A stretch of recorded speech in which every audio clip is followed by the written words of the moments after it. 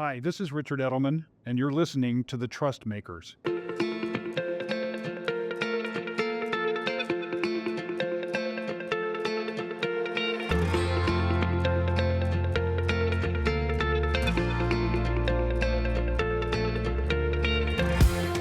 Hi everyone, I'm Satyen Dayal, Managing Director of Technology at Edelman.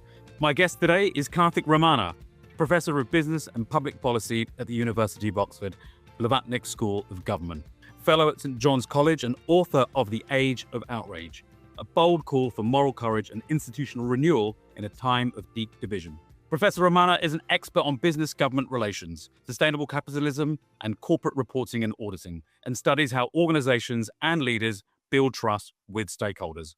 As the 2025 Edelman Trust Barometer shows record levels of grievance, declining optimism, and collapsing confidence in leadership, we ask, what's happened to the social contract and how do we get it back? Karthik, welcome to Trustmakers. Thank you for having me.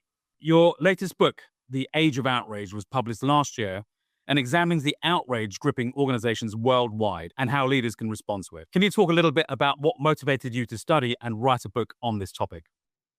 So I came to this topic in part because of my day job. A few years ago, I moved from Harvard Business School to the University of Oxford to become the first director of its Master of Public Policy program. And each year we would convene in this program somewhere between 120 to 150 emerging and existing public leaders from 60 to 70 different countries. And these are individuals of remarkable ability. These are individuals who are deeply passionate about public service, but they also believed in very different things. They had very different aspirations and very different understandings of what constituted a good society. And here I was in this role of convening and coordinating an 1-year experience for them. And I was left with a question of how do I leave them stronger for this experience? And so I decided to do the thing that many academics do when they don't know the answer to a question. I decided to teach a course on it. So I taught a course called How to Lead in a Polarized World. And I was very upfront with the students. I said, look, I have no idea, but you have little idea as well. So maybe we are all in this together. And so each week, as we would teach this course, and we would teach it over the 8 weeks of an Oxford term, each week I would invite to the course a colleague, an associate, a friend who was in some sort of general management role. My rule of thumb was that you had to be running something. So you could be a mayor, a governor, a police commissioner, a CEO, a COO, but you have to be running something. And we would say to these protagonists, I want you to bring your hardest management challenge in the context of leading in this age of outrage. And also bring with us your favorite piece of reading. And so they did. And over the course of teaching this class for many years, over the years, it became close to 1,000 students from 120 different countries. I said, well, actually, we built a body of knowledge across these lessons. And wouldn't it be a shame to lose it all? So I decided to put it together in a book, and hence the book, The Age of Outrage, How to Lead in a Polarized World. Fascinating, yes. I mean, your book argues that we're living through a crisis of institutional legitimacy, fed by grievance, future disillusionment, and social tribalism. This year's Trust Barometer puts numbers to those forces, and I'd like to explore, if that's okay with you, where they converge and where they might diverge. Yeah, so in my estimation, there are 3 things that make this age particularly distinctive. The first is what I call a fear of the future. So you might think about this moment of technological transformation that we're going through, particularly with artificial intelligence. AI promises to be as disruptive, if not more disruptive, than the Industrial Revolution. The Industrial Revolution, of course, fundamentally changed the nature of society from our agrarian roots to a post-industrial type of society that we're in today. And AI promises to do that. Now, add on to AI fears around climate change and the disruption that will bring in. Add on to that demographic shifts, the idea that much of the world is actually aging. And by the year 2050, half of all the young people in the world will be in sub-Saharan Africa. So people look to the future, even the next 20, 25 years, and say it's going to look very different from anything I am used to or anything that I can understand and grapple with. And it's not necessary that it will be a dark or a bad future, but it's certainly an unfamiliar future. So that's the first sort of structural factor here, the fear of the future. Now, if we were living in this age of a fear of the future, but we had deep trust in institutions, if we had deep trust in those individuals and organizations that are charged with our governance, then maybe we'd be okay. But as your trust barometer has pointed out now for several years in a row, we're living in an age of declining trust in those institutions. Many people feel like they've been handed a raw deal, that the elites in society, for instance, have sold people a false narrative on globalization and on immigration. So you add on to the fear of the future this low trust in institutions, this sense of the raw deal, and that compounds it. And then you've got this third factor there, which is what I call a rising ideology of othering, or growing adherence to the ideologies of othering. So sort of a retreat from this Enlightenment view that through the pursuit of human knowledge, we will advance human flourishing and sort of, advance the situation of all mankind. So we're retreating away from that kind of perception or worldview to one that is more tribal, where it's an us versus them kind of mindset, where you see this in the context of various nationalist populist politicians putting their countries first. These are three forces, each in and of themselves, the fear of the future, the sense of the raw deal, and the ideologies of othering, each in and of themselves would be quite substantial to reckon with. But having all three of them manifest to the degree at which they are, and all at once, that's what makes this the age of outrage and a particularly difficult moment for us to navigate. Yeah, as I say, certainly something that we saw coming through in this year's 2025 Trust Barometer, our 25th year. And one of the stats that really struck me was how 61% globally hold moderate or high grievance towards business, government, and the rich. And that this grievance correlates with distrust, pessimism, and hostility towards business, AI, and even one's own CEO. Are you right in the age of outrage? It doesn't matter that you're right if people don't trust you to be right. That's a hard truth, especially for leaders who've been trained to think that factual accuracy or moral clarity is enough. What do you think they still misunderstand about the difference between being right and being trusted?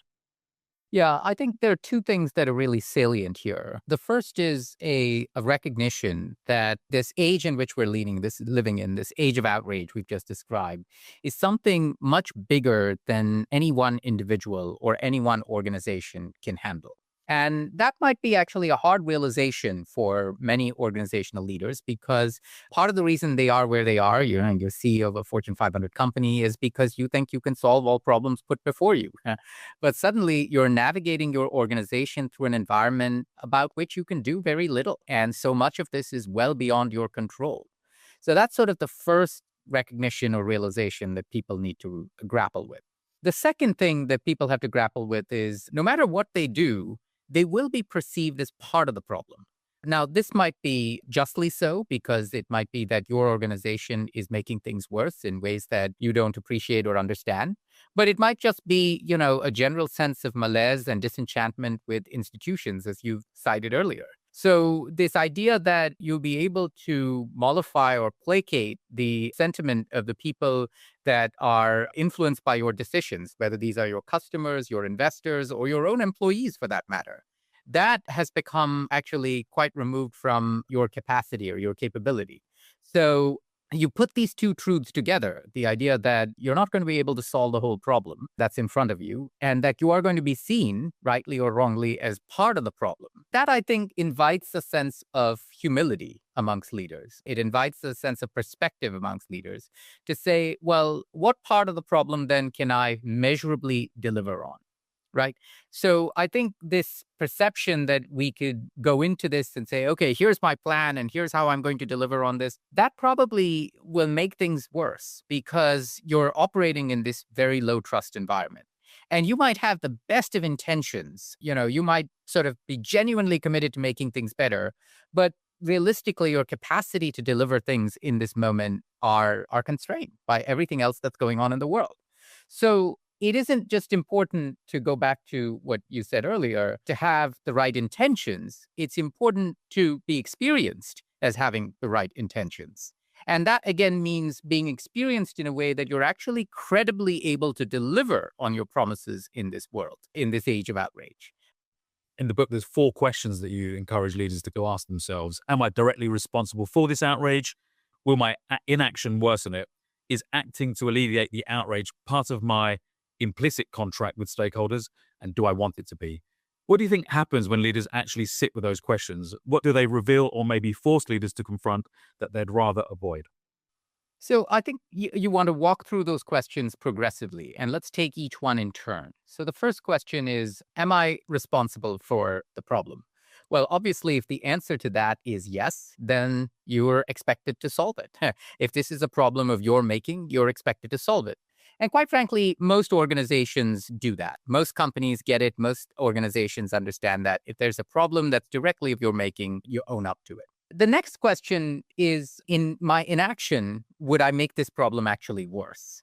Now, this is an interesting question because it harks back to what bioethicists call the rule of rescue. We are, as human beings, instinctively expected to respond differently when we see a drowning child than, say, for instance, we might see occupants in a slowly flooding house, right? So seeing a drowning child is what sort of immediately triggers this rule of rescue. And so what we want to do in a situation like that is say, okay, if I'm looking at an emergency situation, which is being made worse by my inaction, then it behooves me to do something about it. But if, on the other hand, this is something that is less driven by sort of this rescue principle or this emergency appeal principle, then obviously you want to go to some of the other questions. And the third question is, have I by chance made an implicit commitment to act on this situation? So your own advertising has committed you to act differently in this situation. And oftentimes companies miss that third question where they say, oh, well, this wasn't a problem of my direct making. It's not an emergency type of situation. So, maybe I don't need to act. But implicitly in the minds of their stakeholders, they've already created this sense of urgency. The final question is, do I want it to be? Do I want my response in this situation to actually be something that expands the way my customers appreciate and understand my value proposition? And this is an important question also, because oftentimes a crisis like this, the age of outrage presents sort of endless crises, provides you an opportunity to define your brand one way or the other. I mean, inaction defines your brand just as much as action defines your brand. And so you've got to ask yourself in this situation, if even though I'm not implicated in this and this is not some sort of emergency appeal situation and I've made no implicit commitment, my inaction is going to inadvertently shape my brand. Am I okay with that? And the answer could legitimately be yes, that's fine. That's who I am as a company. This is my brand. This is the kind of identity I want to have with my customers. Then that's completely fine. But oftentimes when companies reflect on that, they say, oh gosh, no. I want my customers to know that when a situation like this happens, I can be trusted or relied on to do something to make it better. So then I need to own up to that. Now, of course, there's the flip side of that, which is you can't overpromise, because if you overpromise, you'll find in this moment, this age of outrage, you very quickly end up with sort of almost an endless stream of requests on you. So it needs to be very clear what are the boundaries of your commitments in that moment. And you say, okay, well, I don't want complete inaction to be my brand, so I'm going to respond.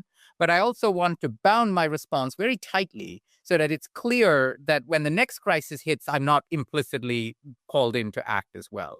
So it's thinking about building a dynamic strategy for the age of outrage, which is part of the necessity of the moment. Actually, I was curious to understand, particularly whether the pandemic had an effect on any of these questions as well. From my experience, perhaps I saw a little bit of savior complex coming across from various leaders, from various organizations, and then since then, some of the challenges that came with it. But I'm wondering, from your perspective, what kind of impact crises like the pandemic may have on this wider sense of the savior complex, let's say. I say the pandemic is kind of like social media. They're both catalytic factors to this age of outrage that we're in. But even if we didn't have a pandemic, or even if we didn't have social media, we would still be in an age of outrage because some of these structural factors we've talked about, they go beyond the pandemic and social media per se. So it's important to understand their catalyzing role in getting us to this moment, but it's also important to recognize that there isn't a causal role there, right? And that's the distinction we're drawing out.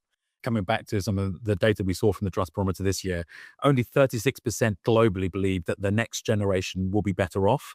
And we see economic insecurity and lack of training are the top kind of concerns for workers in everyday working environments. In the book, you reference the Four Upas and how offer a modern reading of these as classical tools for leadership. In a time when disillusionment with the future is so high and people's fears feel both urgent and justified, which of those tools do you think leaders have forgotten how to use or misunderstood altogether?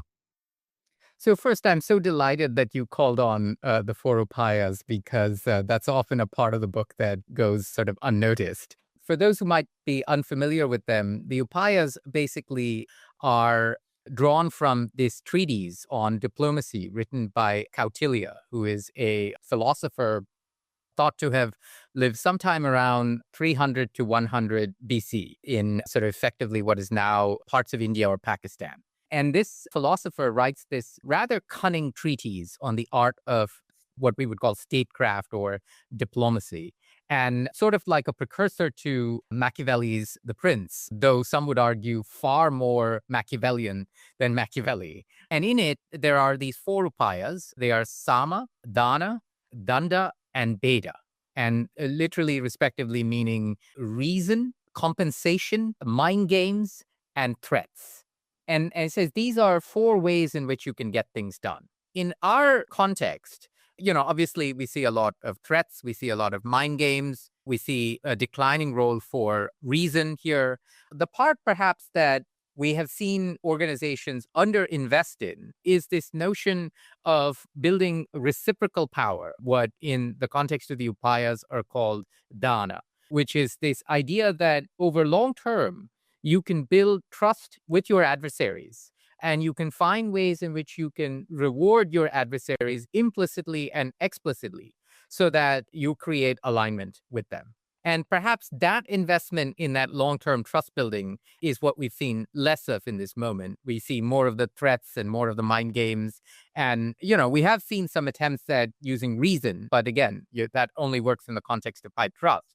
So the thing that we have perhaps lost track of is this notion of dana or reciprocal relationship building. Yeah, very much so. I think when we are in this environment or this time where trust is thin and fear is high, even well-intended persuasion can be mistaken for spin or worse, as we've seen, gaslighting. My question is, can leaders earn the right to use these tools without triggering even more distrust? That's a great question. And it goes back to what we were saying earlier about being humble in what it is you promise and then actually delivering it, right? How do you build trust? You build trust by actually being able to do what you say you'll do. And that means being modest about what you will say you will do. Because if you are bold about what you say you will do, yes, of course, there's a certain rhetorical value to that, maybe inspirational in the short run, etc. But we all know that it's going to be very hard to deliver on that, especially in this age of outrage where, you're so much about the world you can't control. So saying, for instance, that you'll be able to promise the moon to your voters or promise the moon to your stakeholders or end conflicts in one part of the world or the other, that might make for great rhetorical devices, but it actually can contribute to further distrust. Whereas on the other hand, if you say, well, look, there's so much about this that is beyond my control, but there are a couple of things that I'll be able to mitigate in the short run. Actually deliver on mitigating that in the short run. And once you do that, then people will say, this person actually does what he says or she says. So maybe I can trust them on the next round. And then you can make a slightly bigger, bolder promise. But it's that incrementalism and that patience that's the key to trust building, and something that perhaps leaders have lost sight of in this moment, perhaps because of an over-reliance on sort of courageous rhetoric to try capture people's attention. And that's where social media plays a role, because in social media, you're constantly trying to capture people's attention by something even more sort of bombastic than the last thing that was said. when it plays through into the public environment, I think, this point that you raise around othering and perhaps this tribalism increasing, we saw through the trust barometer that people are with high grievance are twice as likely to see others' gains as their loss, this zero-sum mindset, let's say. And worrying still, we saw half of the Gen Z approve of hostile activism like online attacks or disinformation to create change. In the book, you argue that online media has enabled people to build identity without proximity, to form allegiances and enemies without ever having to share space or experience. Add emotional contagion to that, especially amongst young, and the outrage becomes something more enduring. So if outrage becomes the scaffolding for identity, especially in online spaces where there's no shared reality or proximity, how do we even begin to rebuild trust in the idea of common purpose? First and foremost, we can't discount the role of the social media platforms themselves in solving this problem. And I mean, the science is increasingly becoming clear that the use of social media amongst those under the age of 16 could be quite damaging, maybe even as damaging as giving someone who is under the age of 16 a packet of cigarettes, right? And just as we've come to realize, oh, that's a terrible idea, it might be a terrible idea to allow those under 16 to be on social media. In fact, the brain remains highly plastic up to even the age of 25. So the use of social media, even through the age of 25, is something that people should do with great care. This is not to say that all social media, therefore, has to be eliminated, but that we have to find ways to manage around these risks that we've now come to appreciate. Social media preys on human weaknesses, particularly preys on the addictiveness or the addictive properties of the human brain. And maybe that was not malicious. I think the jury is still out on that. But regardless of whether it was malicious or not, that can be a matter that can be litigated elsewhere. The onus is on us to find a solution for that, because we continue to allow our young people access to this highly addictive technology. And just as we would think it ridiculous today to provide young people packets of cigarettes, we should be having a serious conversation about the role of social media in society at large. And to an extent, we see this in sort of the political wars around TikTok, but that has become more about economic nationalism than it has about the harmful effects of social media. I think that's something that needs to be teased out. But, just as much as there are structural solutions here to be addressed, there are, in the context of social media, there are individual approaches here too. If you don't trust yourself to be able to handle alcohol or tobacco, then the best thing to do is not to necessarily ban it in society. I mean, for instance, the United States tried prohibition, and that didn't work so well either. But to be able to exercise a degree of personal responsibility and accountability. So, for instance, I'm not on social media. And people are sort of surprised by that and say, well, I do have an Instagram account, but I don't manage it myself. And that's about the limit of my social media. And people ask, well, how can you do this? And I say, well, because I don't trust myself. I'm actually a pretty intense guy. I might have written a book called The Age of Outrage, How to Lead in a Polarized World. But the dirty secret is I wrote the book mainly for myself, right? I'm just as prone to outrage as everybody else. Quite frankly, the busier you are, the more likely you are to be prone to outrage. And managers and people higher up in organizational hierarchy are really busy people. So people like me are actually the last sort of people to be on social media because we are far more prone to be outraged, not because of some character flaw, but because we're so busy, because we're being pulled in so many different directions. So my solution to this was to say, well, actually, I don't trust myself to be on Twitter. So I'm just going to, right? So there is a role of personal responsibility in this as well. So yes, there are some structural solutions we should be searching for from social media companies themselves voluntarily, also potentially from regulation and legislative action, but also there is a role for personal accountability here.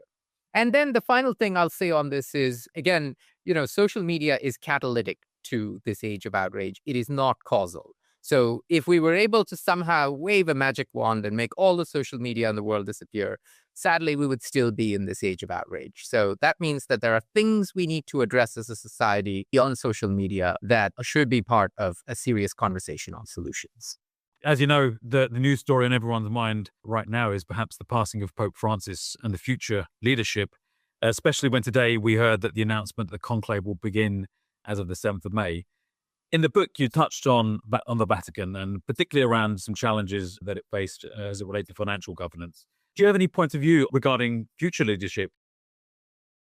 The Italians have this wonderful word called papabile, which literally means papable.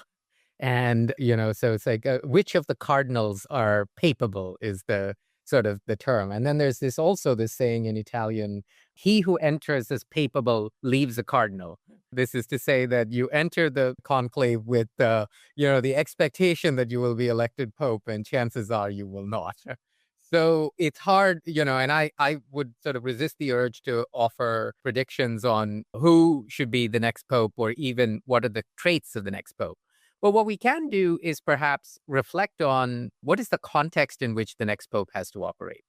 The resignation of Benedict XVI, which precipitated the election of Francis, which is the moment of governance crisis in the church that I write about in the book, that was a particularly distressing moment for the church internally.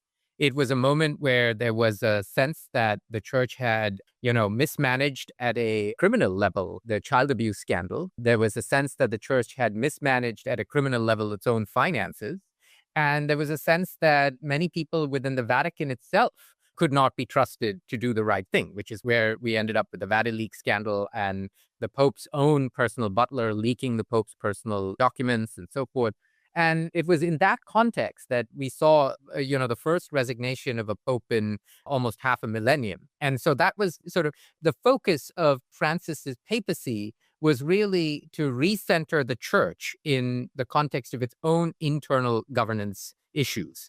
And that's the theme that I pick up on in the book and so forth. And I would say to a large degree, Francis has succeeded in that mission, because today, and you saw this in the remarkable consistory of world leaders that gathered at Francis's funeral, including leaders who disagreed with Francis politically. Because over the course of his 12 years in the papacy, of course, he didn't address all of the governance challenges in the church. But what he was able to do is refocus the church on its pastoral roots and say, right, the church exists first and foremost for the betterment of the lives of the people, of humanity. And so that should be, more than anything else, the focus of the church. And so at the time of his passing, the time of great political and social and technological upheaval in society, you see this remarkable gathering together of world leaders from countries both Catholic and non-Catholic. I mean, there was representatives from China and India and the Middle East were there, in addition to representatives from Protestant nations, as well as, of course, from Catholic nations. They were all there recognizing the role that the Pope can have in promoting a common voice, or in promoting the need for bridge building and solidarity in this age of outrage, in this moment of deep division in society. And so that could be one of the roles. I don't know if that will be a trait of the new pope, but that could be one of the roles that a new pope could play in this moment, because, to the point of your barometer, there are these massive trust voids with institutions across the world. Yeah, thank you. I think, building on that, one final area perhaps for question, and from one that's quite dear to me, is this conversation right now about artificial intelligence. What we've seen through the latest barometer is that trust in AI drops at least 22 points amongst those with high grievance. But consistently, our data has shown how AI is servicing deeper fears about power, control, and judgment. And I might have some regard as a rose-tinted view on how, unlike the bubble-inducing algorithms of the past 20 years, AI holds the potential to spark more connections and cohesion between tribes, let's say.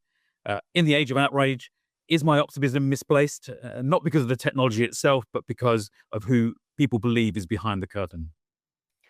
So someone once said to me, anytime you hear the words, "this time is different," run. Right. Which I think is sort of how I would sort of encapsulate my initial reaction to this. Look, the capacity to misuse AI as a tool, as a technological development, that's innate to human nature. So there's nothing intrinsic about AI that will reverse that capacity of human beings. So AI in the hands of the wrong people will be able to do tremendous damage to the world, just like nuclear weapons in the hands of the wrong people can do tremendous damage to the world. And we have come to recognize that about nuclear weapons. And we are only starting to recognize that about AI. Now, I don't think your optimism is misplaced. I think that what we have shown in many instances is our capacity to recognize these risks collectively as humanity. We did that in the past with the hole in the ozone layer. We did it, of course, with nuclear weapons. We did it human cloning. And we can do it with AI. But it does require an affirmative commitment on the part of world leaders and the political institutions that support them to make those difficult decisions. And in the absence of that, there is nothing intrinsic about AI that will solve this problem for itself.